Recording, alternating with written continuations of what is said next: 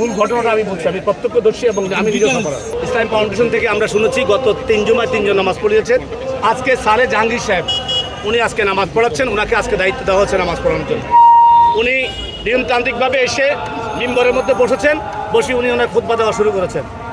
এমন অবস্থায় খুতবা দিচ্ছেন, আজান হচ্ছিল, উনি স্টপ গিয়েছেন, আজানের পরে উনি নামাজ পড়াচ্ছেন। এরই মাঝে ABM রুহুল আমিন কাউমি জননী বলে কাউমি আলেমদেরকে বিতর্কিত করেছে।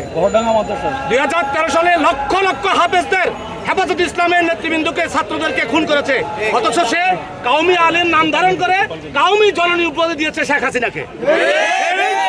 বিতর্কিত আলেম যে 5 অক্টোবর বৈষম্য বিরোধী ছাত্র জনতার আন্দোলনের মাধ্যমে পালিয়ে গিয়েছে, এখন সে আজকে 8-10 গাড়ি তার ছাত্রছাত্রী নিয়ে হুট করে এসে মুসল্লিদের নামাজ পড়তে বসে আছে।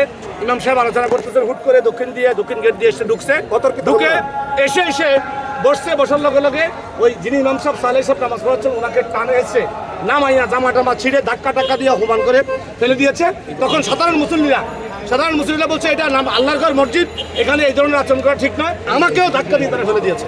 আমি পিছনে দর্শক সারিতে মুসল্লির কাতারে ছিলাম, আমাকেও ধাক্কা দিয়ে ফেলে দিয়েছে এবং ভিতরে একটা নৈরাজ্যকর পরিস্থিতি সৃষ্টি করেছে। তখন আমরা বাধ্য হয়ে আল্লাহর ঘর মসজিদের মধ্যে উচ্চস্বরে কথা বলাটাও হারাম, আমরা সেই বিবেচনা করে আল্লাহর ভয় আমরা উত্তর গেটে এসে আমরা আইনশৃঙ্খলা রক্ষাকারী ভাইদের কাছে সাহায্য চেয়েছি, ওনারা আমাদের কোনো সাহায্য করে না।